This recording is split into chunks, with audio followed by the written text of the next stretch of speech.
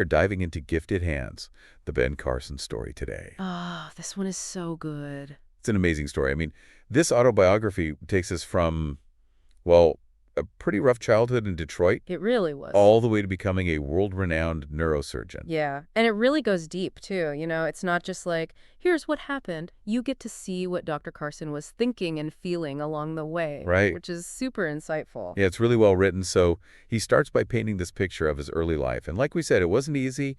Poverty, a broken home, Mm-hmm. struggling in school, tough stuff. Yeah, and the impact of his parents' divorce, it's like Oh, yeah, you can just feel that pain, that sense of loss he carried with him. totally. But then there's his mother.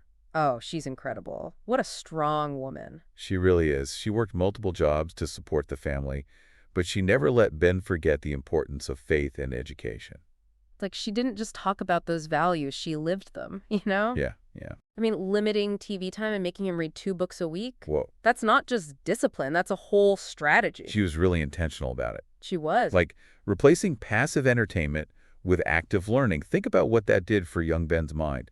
All of a sudden, he's exposed to all these new worlds and ideas. Amazing, right? And she made it fun, too. Remember that story about memorizing multiplication tables for candy? Oh, yeah, that was a clever one. Brilliant. Turning learning into a game. Talk about making math sweet, right? Exactly. And that creativity, that problem solving, it really becomes a recurring theme throughout the book. Totally. And hey, if you're loving this deep dive into Gifted Hands as much as we are, make sure you hit that subscribe button on Arena of Wisdom. Yes, we've got tons more insightful book reviews and discussions just like this. But getting back to Dr. Carson, his mother's influence is undeniable. But he also had some internal battles to fight. Oh, yeah, for sure. As a teenager, he had this really bad napper. In fact, there was this one incident with his mother.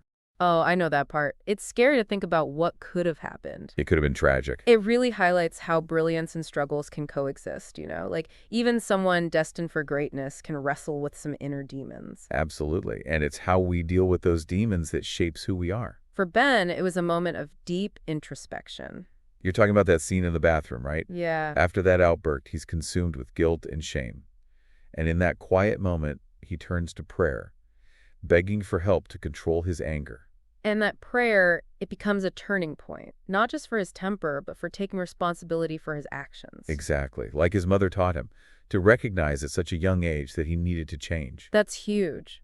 It's a powerful reminder that we all have the capacity for change, no matter our past mistakes. Even when faced with our darkest impulses, there's always hope for transformation. I love that message. And that transformation really plays out as we follow Dr. Carson into high school. Yeah, this is where we see this interesting mix of intellectual curiosity and, surprisingly, success in ROTC. ROTC, I have to admit, that one threw me for a loop. What could the future brain surgeon possibly want with military training? It's kind of fascinating, right? But remember his obsession with that quiz show, General Electric College Bowl?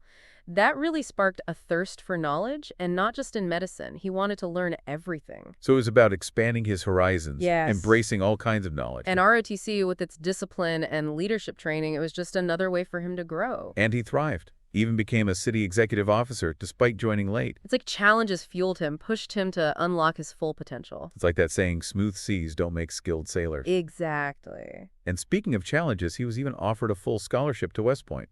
Could have changed his whole life. That was a big decision point, a crossroads, right? He could have had this prestigious military career, but he chose to follow his true calling, medicine. And that brings us to Yale and medical school.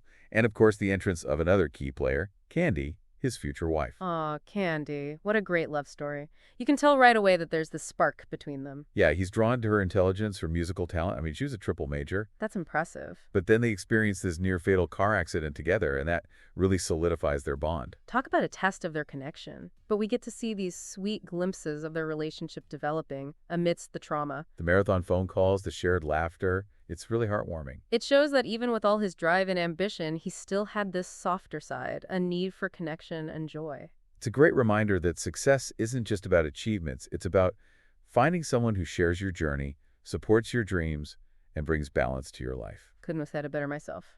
And speaking of sharing journeys, if you're enjoying this one, be sure to check out our previous book reviews and our short story wisdom videos here on Arena of Wisdom. Yes, we have tons of great content. Now, as their love story unfolds, Dr. Carson's journey toward becoming a neurosurgeon continues leading him to the prestigious Johns Hopkins. Ah, Johns Hopkins, the big leagues. Talk about pressure. What was it like for him entering that world, surrounded by some of the best medical minds out there? Well, I'm sure it was a little intimidating, even for someone as accomplished as him. Right. But as we delve into his time at Johns Hopkins, we see that same drive, that same willingness to push boundaries that we've seen throughout his whole life. It's like he thrived in that high-pressure environment, always seeking out new challenges, always eager to learn. And it wasn't just about absorbing knowledge, it was about questioning assumptions, like finding new ways to solve problems. Yeah, like his method for locating to form an ovale. That's a critical step in a lot of neurosurgical procedures. He didn't just accept the standard technique, he developed his own. Exactly. It shows how he combined meticulous observation with out-of-the-box thinking. He had this incredible ability to visualize complex anatomical structures. A gift, he calls it. It's like he could see things others couldn't, as if his hands were guided by something bigger than himself. And this is where we really get into the heart of the book, the stories of his surgical cases, each one a testament to his skill, his empathy, and his unwavering faith. Oh, the surgical cases. One that really stands out is his experience in Australia, treating a patient with a complex tumor. He used this groundbreaking microscopic technique to preserve the patient's cranial nerves, something that had never been done before. Wait, Australia. So his journey goes international. It's amazing how his story expands beyond Johns Hopkins, taking him across the globe to advance the field of neurosurgery. It shows his dedication, his willingness to go outside his comfort zone to learn and grow. He spent a whole year in Australia refining his techniques, exchanging knowledge with other surgeons, always striving to be better. This global perspective adds another layer to his story, highlighting his commitment to pushing medicine forward on a worldwide scale. But it's not just about groundbreaking techniques, it's about the human connection, the empathy he shows in his interactions with patients. Absolutely. And one of the most moving stories in the book is about Miranda Francisco, a young girl suffering from debilitating seizures. Her case was particularly challenging. She'd been turned away by multiple hospitals before arriving at Johns Hopkins as a last resort. I can't imagine what her family must have been going through, that feeling of desperation, clinging to hope after so many setbacks. What was it about Miranda's case that made it so difficult? Her seizures were relentless, hundreds a day sometimes. It was clear that conventional treatments weren't working. Dr. Carson proposed a hemispherectomy. It's a radical procedure where they remove an entire half of the brain. It was extremely risky, with the possibility of severe complications, even death. Wow, a hemispherectomy. 10 hours in surgery, that's an incredibly complex procedure, especially to perform on a young child, knowing the potential risks. It must have taken immense courage. It did, and Dr. Carson talks openly about his faith, how he prayed for guidance, for strength, recognizing that the outcome wasn't ultimately in his hands. That's a powerful moment. Even the most brilliant surgeons are human. They face immense pressure, make life-altering decisions, and have to rely on their faith, their training, and their instincts to guide them. Exactly. And in Miranda's case, the outcome was miraculous. She regained consciousness quickly, even spoke just hours after the operation. It defied all expectations, showcasing the incredible resilience of the human brain, especially a young one. It gives me chills just thinking about it. To see a child freed from those debilitating seizures, it's a testament to the power of hope and the dedication of surgeons like Dr. Carson. Miranda's case became a landmark in pediatric neurosurgery. But Gifted Hands doesn't just celebrate the victories, it also confronts the harsh realities of surgical risks, the emotional toll of losing a patient. You're talking about Jennifer, the young patient who tragically died during surgery.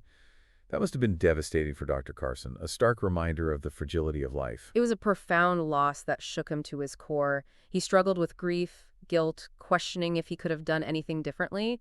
It's a very raw and honest account of the emotional burden that surgeons carry. It's important to remember that even the most gifted hands can't always achieve a perfect outcome. There are inherent risks, and sometimes, despite everyone's best efforts, tragedy strikes. And what's striking is that Dr. Carson doesn't shy away from this truth. He uses Jennifer's death as an opportunity to grow, to be even more meticulous, more dedicated to minimizing risk.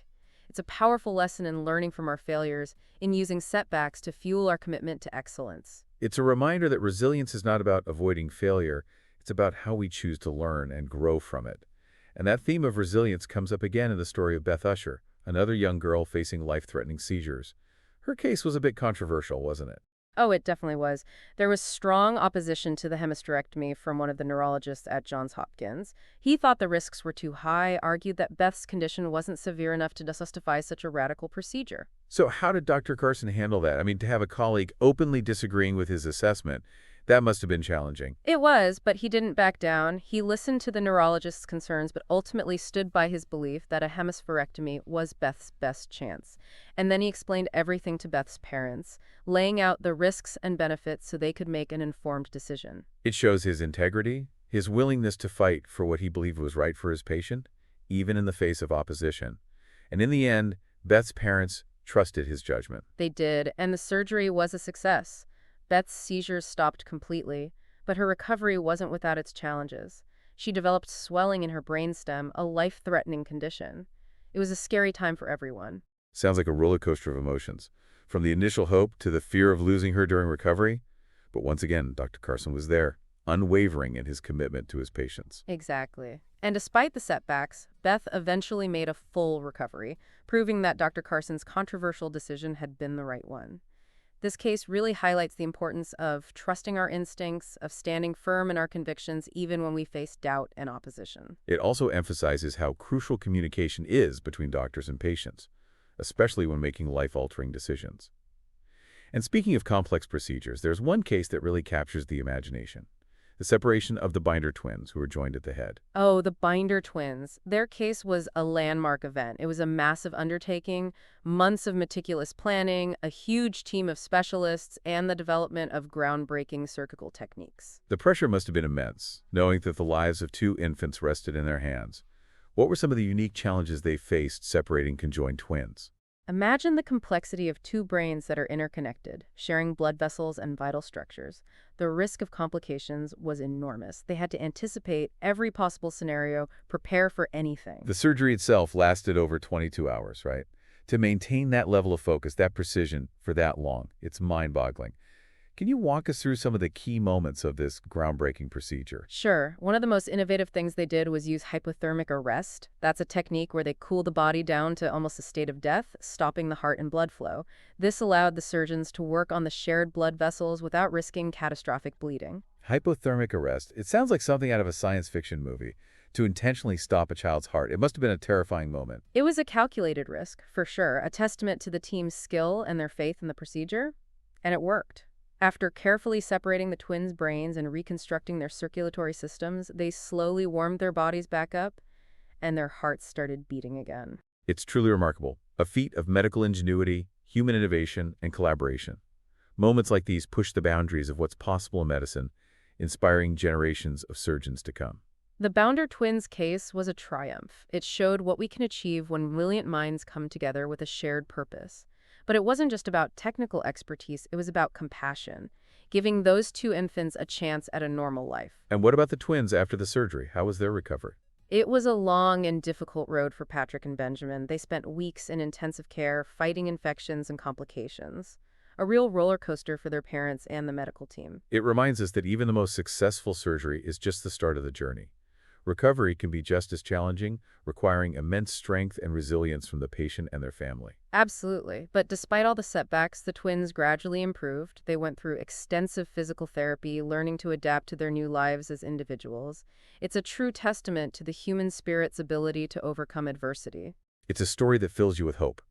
A reminder that even in the face of seemingly impossible challenges, there's always a chance for a brighter future. And it highlights the importance of pushing the boundaries of what we think is possible in medicine. The Binder twins case paved the way for so many advancements and inspired countless medical professionals around the world. It truly did. And if you're finding these stories as captivating as we are, don't forget to subscribe to Arena of Wisdom for more insightful content. We have tons of book reviews and thought-provoking discussions just waiting for you. And make sure to hit that notification bell so you don't miss any future episodes. We'll be back soon with part 3 of our deep dive into gifted hands. We'll explore Dr. Carson's personal reflections on faith, family, and giving back. It's a powerful and inspiring conclusion to an extraordinary story. Thanks for joining us. I bet it was. But it seems like he really thrived in that kind of pressure cooker environment. He did. He was always looking for the next challenge, always eager to learn from the best. That's amazing. It really is, and it's interesting because he wasn't just soaking up information, he was questioning everything, looking for new and better ways to do things. Yeah, like his method for locating the foramen ovale, that was pretty innovative. It was. He could have just gone with the standard technique, but he came up with his own way. It speaks to his unique skill set, that combination of careful observation and outside-the-box thinking. And he talks about his ability to visualize these complex anatomical structures, like it was a gift. Almost like he could see things that others couldn't.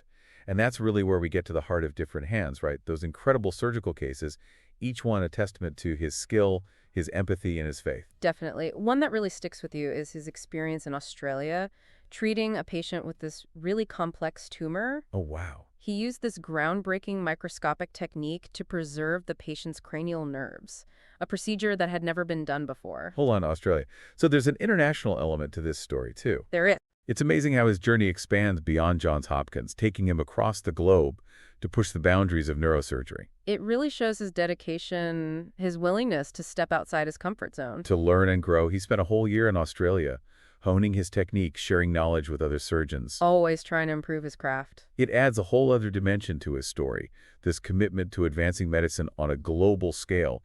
But it's not just about the techniques, it's about the human element, You're right. the empathy he brings to his interactions with patients. Absolutely. And one of the most moving stories is about Miranda Francisco. Oh yeah, She was a young girl suffering from these terrible seizures. I remember that. Her case was so challenging. It really was. She'd been turned away by multiple hospitals before coming to Johns Hopkins as a last resort. I can't imagine the desperation her family must have felt. They must have been clinging to hope.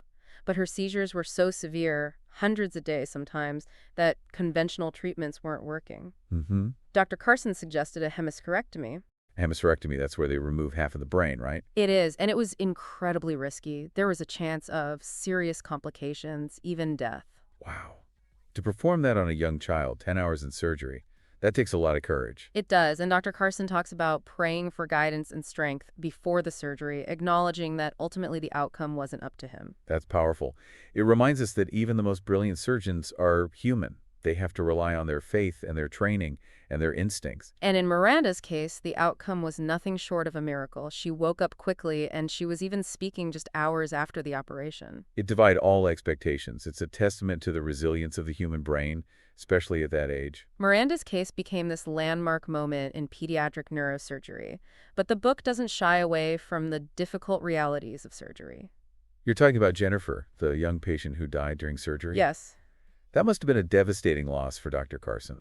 it was. It shook him to his core. He questioned everything, struggled with guilt and grief. It's a really raw and honest look at the emotional burden surgeons carry. It's a good reminder for us as readers. Even the most gifted hands can't always guarantee a perfect outcome. There are risks involved, and sometimes tragedy strikes. It does, but what I find so inspiring is that Dr. Carson uses that experience to grow, to become even more meticulous and dedicated to his work. It's about turning those setbacks into fuel for improvement, striving for excellence. Exactly. And speaking of resilience, we can't forget about Beth Usher. Oh, right. Another young girl facing life-threatening seizures. Yes, but her case was really controversial. Why is that? One of the neurologists at Johns Hopkins was strongly opposed to the hemispherectomy. He didn't think it was the right approach. He thought the risks outweighed the potential benefits. He argued that Beth's condition wasn't severe enough to warrant such an invasive procedure. So what did Dr. Carson do to have a colleague so openly disagree with his assessment? That must have been tough. It was, but he stood by his conviction that the hemispherectomy was Beth's best chance. He carefully considered the neurologist's concerns and ultimately presented the case to Beth's parents, explaining both the risks and the potential benefits. It's amazing how he handled that. He allowed Beth's parents to make an informed decision, even when faced with this internal opposition. And ultimately, Beth's parents put their trust in Dr. Carson. And? The surgery was successful. Beth's seizures stopped completely. That's fantastic. It was, but there were complications. Beth developed swelling in her brainstem, a life-threatening condition. It was a very difficult time for her parents and the medical team. So many ups and downs. It's a reminder that surgery is just the first step. Recovery can be just as challenging. It can, but despite the setbacks, Beth made a full recovery. It's a truly inspiring story. It shows the importance of trusting your instincts, of standing up for what you believe is right, even when you face doubt and opposition. It does, and it also highlights how important communication is between doctors and patients, especially when dealing with such complex procedures. And speaking of complex procedures, there's one case that really captures the imagination. The separation of the Binder twins who were joined at the head. The Binder twins. Now, that was a groundbreaking case. It captured the attention of the world. It was a massive undertaking, wasn't it? Months of planning, a huge team of specialists. A truly collaborative effort. And they had to develop some brand new surgical techniques. The pressure must have been incredible. Imagine the complexity of two brains that are interconnected, sharing blood vessels and vital structures. The surgery lasted for over 22 hours, right? It did. To maintain that level of focus, that precision, for that long, it's mind-blowing. One of the most innovative things they did was use hyperthermic arrest. Hypothermic arrest, what's that? They basically cool the body down to a point where the heart stops beating and the blood flow stops. Wait, they stopped the heart? Yes, it allows them to work on the shared blood vessels safely without the risk of catastrophic bleeding. It sounds like something out of a sci-fi movie. It was a calculated risk, but it paid off.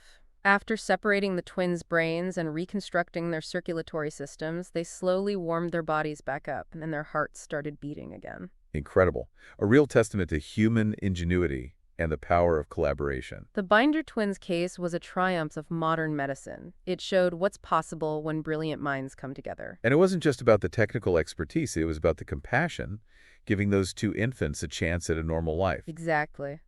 And what about their recovery? It was a long and difficult road. They spent weeks in intensive care, battling infections and other complications. It was a tough time for everyone involved. Another reminder that surgery is just the beginning. Yes, recovery can be just as challenging, if not more so.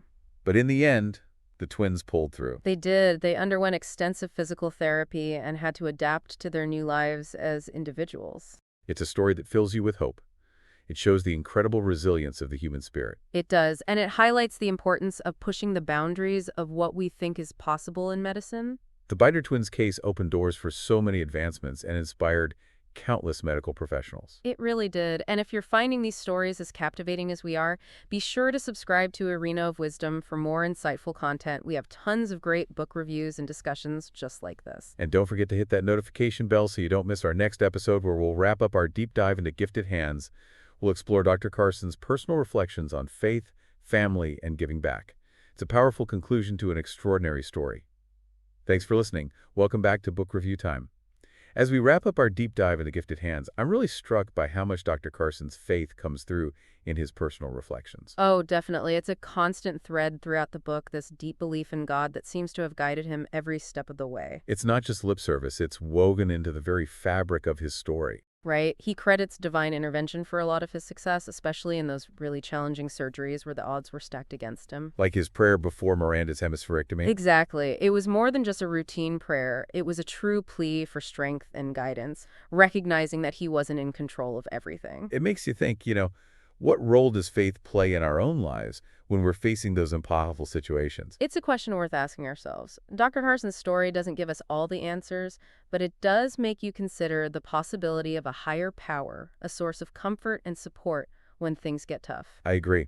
But it's not just faith that shines through, it's his incredible work ethic. Oh, absolutely. From growing up in poverty to the demands of medical school and the complexities of neurosurgery, he never shied away from hard work. He never gave up. He was always pushing himself to be better, to learn more. It wasn't just talent, it was pure determination, a refusal to let his circumstances define him.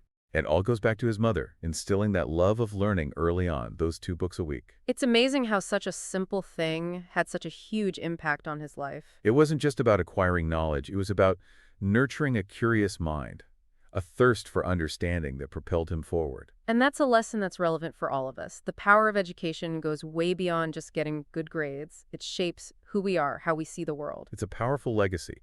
And Gifted Hands isn't just about personal success, it's about giving back, using his platform to help others, especially young people. His commitment to mentoring and inspiring the next generation is amazing. He doesn't just talk about the importance of education and setting goals. He actually goes out there and engages with students, sharing his story, proving that they can achieve their dreams no matter their background. It's about actions, not just words, making a real difference in people's lives. It shows that success isn't just about what you achieve for yourself, it's about using your gifts to empower others, to create positive change in the world. It makes you think, What are our unique gifts? How can we use them to make a difference in our own communities? Gifted Hands is more than a biography. It's a testament to the resilience of the human spirit, the power of faith and education, and the importance of using our gifts to lift each other up.